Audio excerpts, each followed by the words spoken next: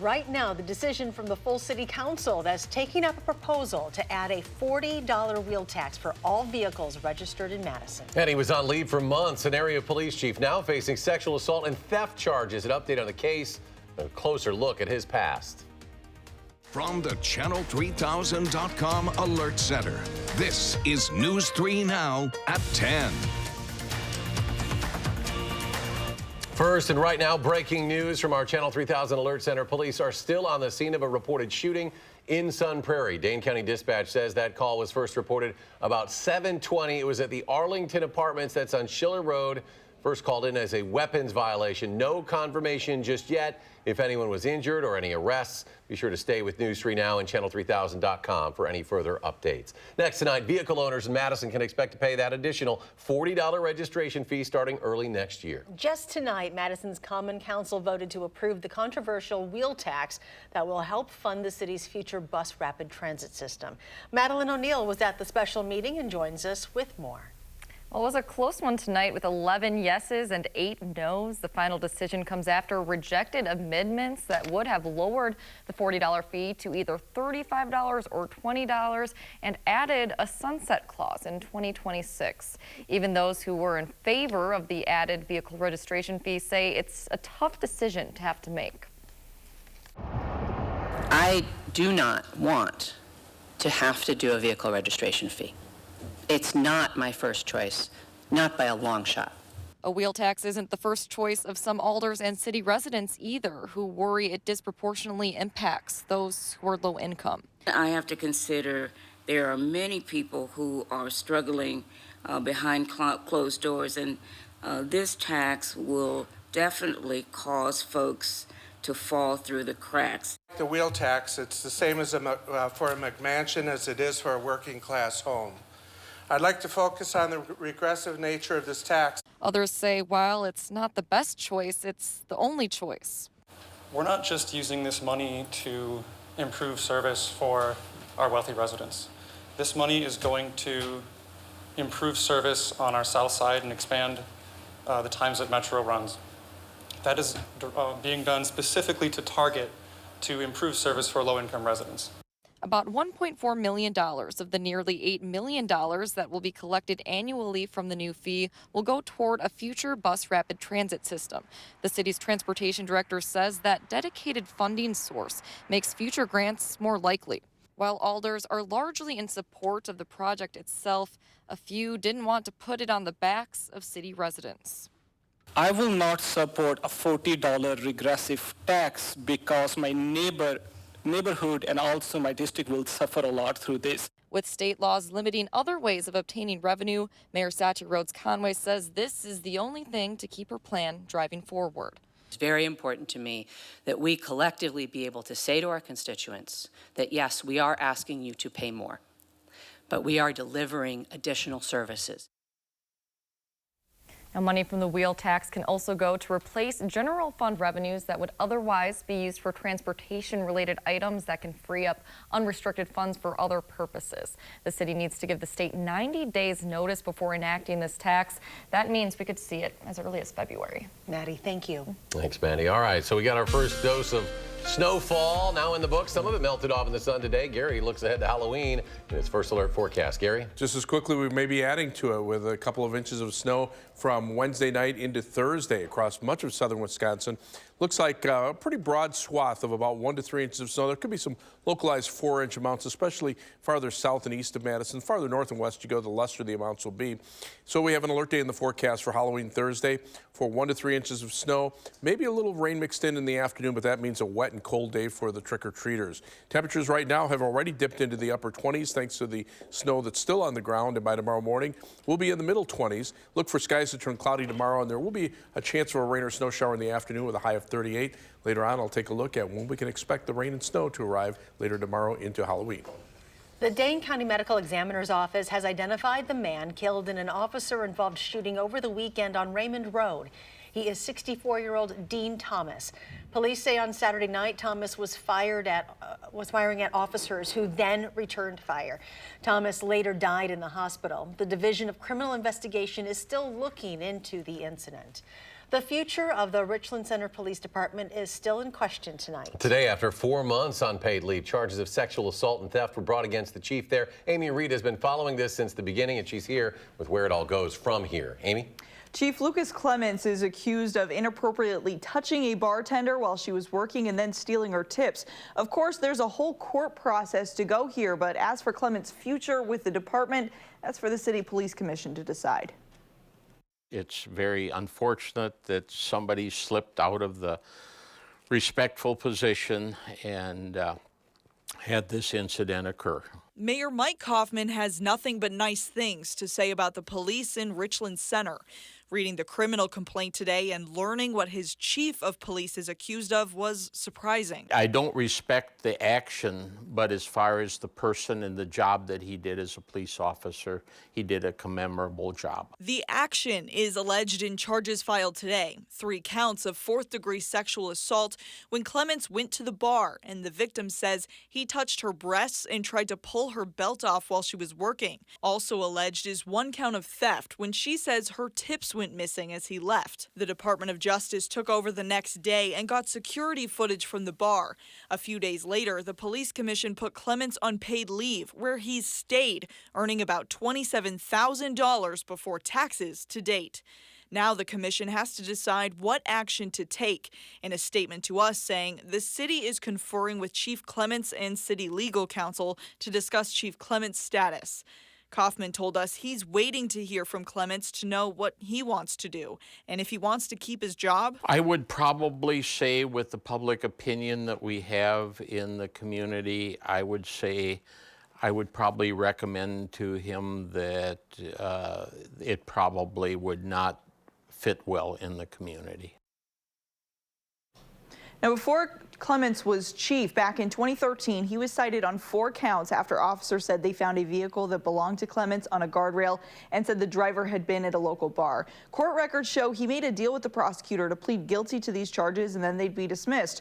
Personnel records that we requested from the police department show he served a week unpaid suspension on that and then was voluntarily demoted from lieutenant to patrol officer. He also then agreed to undergo an alcohol assessment and engage in any recommended treatment. 2 years later, he was promoted to chief, and that's not in his personnel file. That could mean either the department chose not to give us the current file without telling us, or the last few years have been removed from record.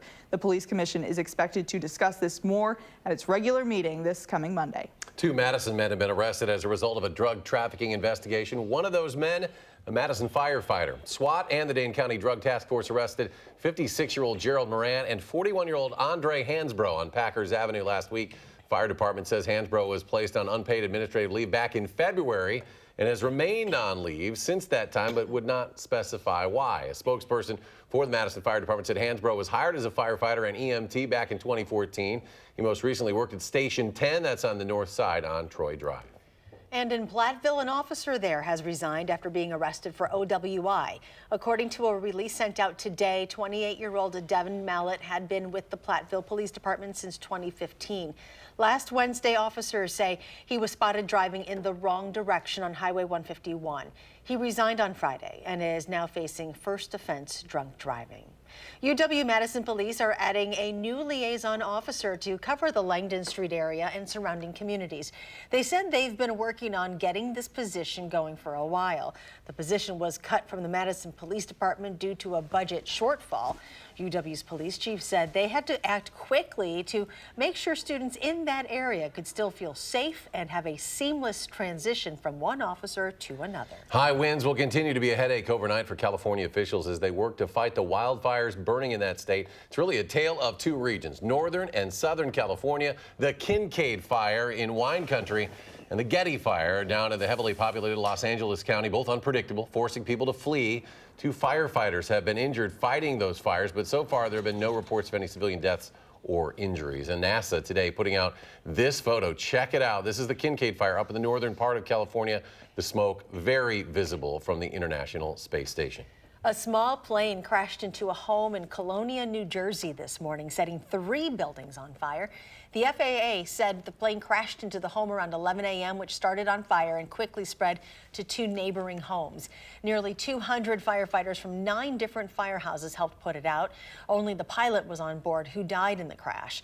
No one on the ground was injured.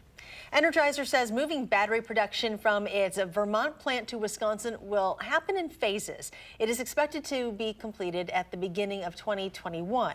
A spokesperson says there are no immediate job impacts in Vermont, and operations will continue through 2020.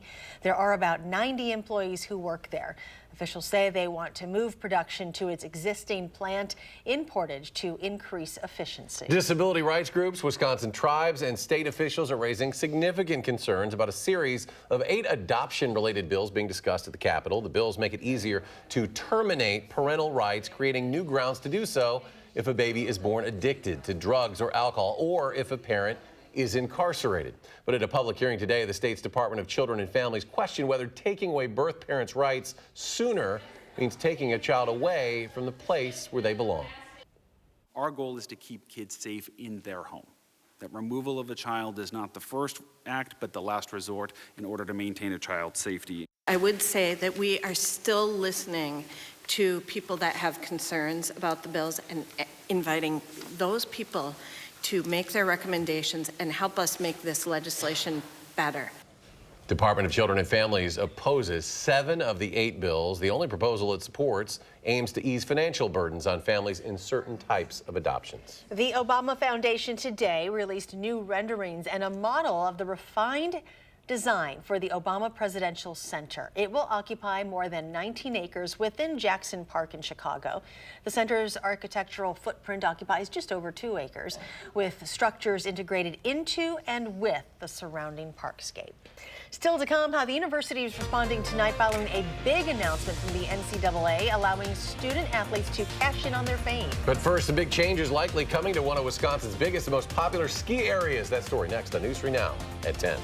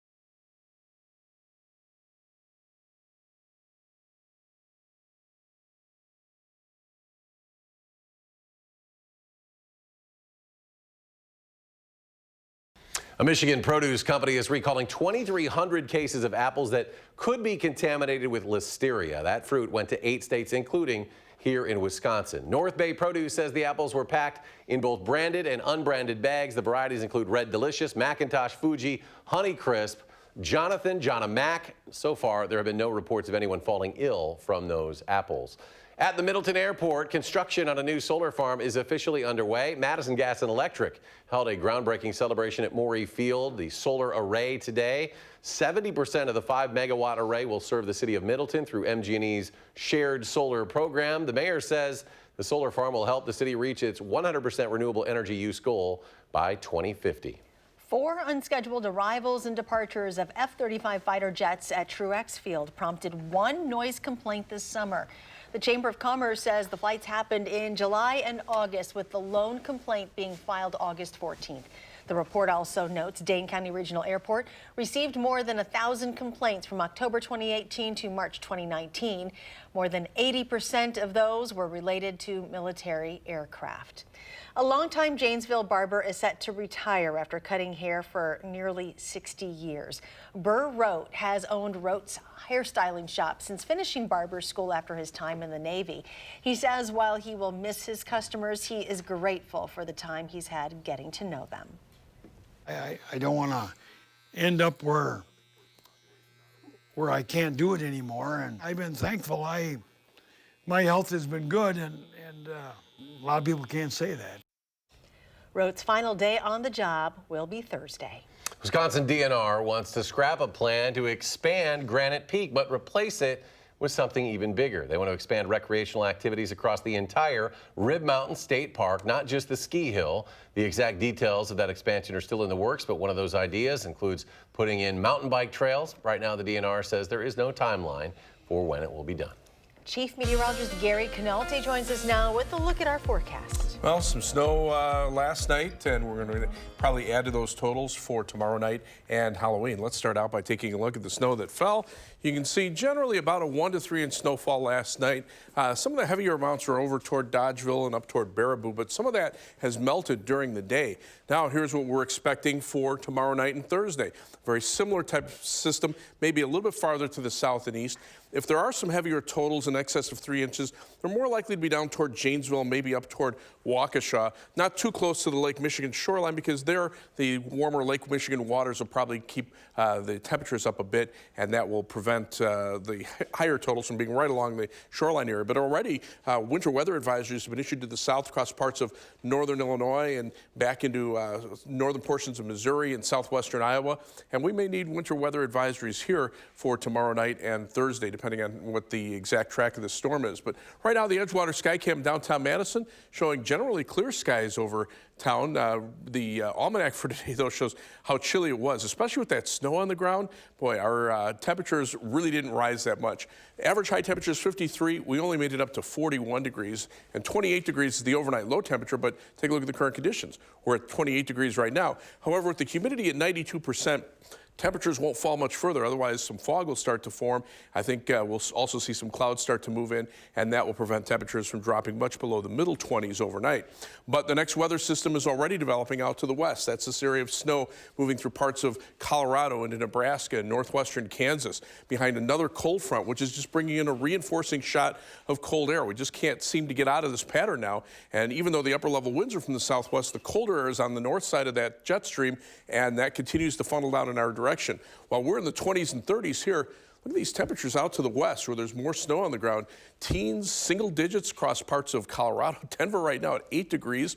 As we take a look at future track, you can see a weather system passing us by to the south overnight. But our weather system comes in from Missouri and Iowa into southern Wisconsin by Wednesday evening. Now, here it will start out as a mixture of rain and snow, change over to snow Wednesday night, and then eventually continue as snow on Thursday, although some of the very latest computer models are pulling it out a little faster than forecast. If that's the case, we might have to lower the snow amounts a little bit. So, again, we're going to keep an eye on that, but either way, it's going to be a very cold Halloween. 26 for the overnight low temperature with partly cloudy skies, but for tomorrow, look for a high temperature of only 38 degrees. As it becomes cloudy, we could see some rain and snow showers in the afternoon. Quiet overnight, but then tomorrow, you can see a mixture of rain and snow in the afternoon. Then by tomorrow night, that changes over to all snow by early on Halloween morning. And Halloween will be a blustery and cold day with high temperatures only in the middle 30s. Again, some light snow, maybe mixed with a little rain in the afternoon.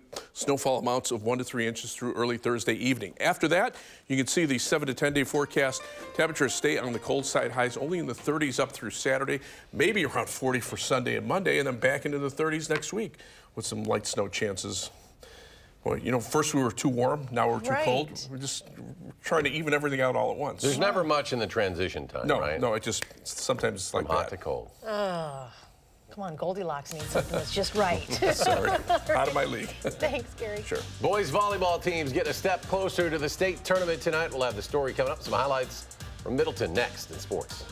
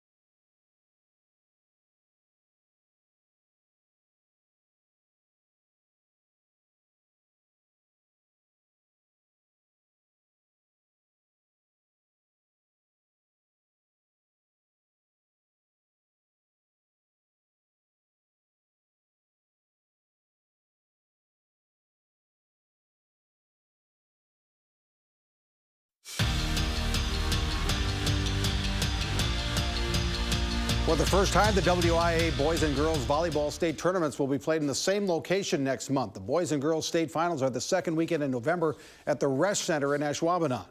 Boys volleyball sectional semifinals tonight, Madison West at Middleton. Middleton's Nick Stott sets Parker Van Buren for the kill here, and the Cardinals are looking good early.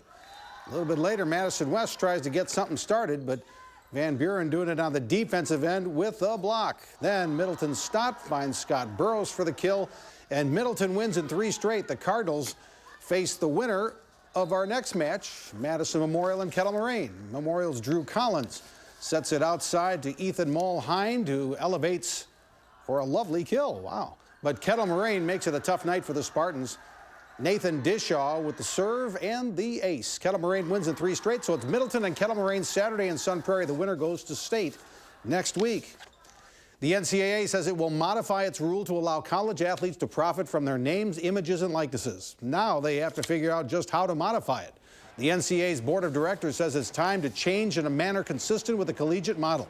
The plan is to have student athletes have the same opportunities to make money as all other students, maintain the priorities of education and the collegiate experience, and ensure that the new rules are transparent, focused, and enforceable.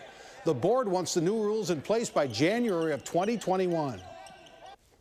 Figuring out all the details of it's going to be a challenge. It's a much more complex issue than most people see it as, and I understand that. But I think that the schools are going to be able to work through this process and come up with rules that make great sense for the student athletes. The Badger men's basketball team has a game Friday night at the Kohl Center. It's an exhibition against UW La Crosse. Now, it's an important game for a lot of reasons. The game benefits Guarding Against Cancer Initiative. Guards Badgers gets a look at a real game night. And it's the 16th straight year the Badgers host a WIAC school for an exhibition game. A great opportunity for all. I think it's great for the game of basketball to be able to give a school like La Crosse, for instance, this opportunity to play here. A lot of those guys either envisioned playing in a state tournament, played in a state tournament here, or dreamed of playing for Wisconsin.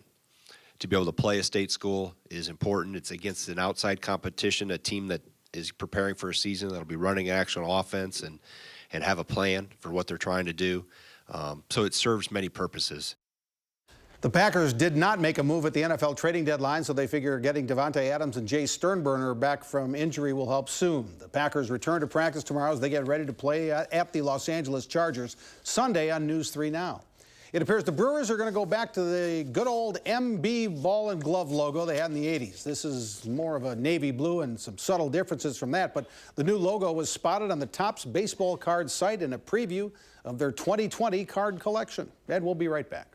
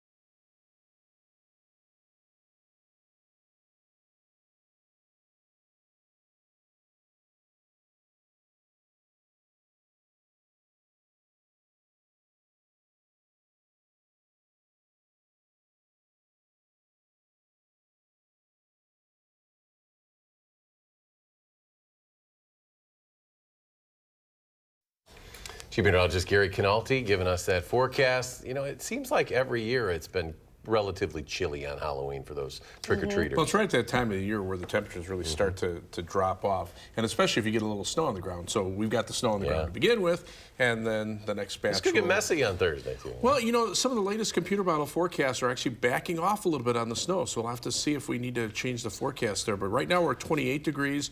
I've got 1 to 3 inches of snow at the heaviest amounts east of Madison. The computer models are pushing the snow further and further east, so it could be that, you know, Milwaukee gets 2 or 3 inches, and Madison maybe gets an inch, and to the west even less, so we'll have to see. But we still have an alert day in the forecast for Thursday. Chilly weather through the weekend and for much of next week as well. Okay, Gary, thank you. Thanks for joining us for News 3 Now at 10. Do something good, and we'll see you back here tomorrow.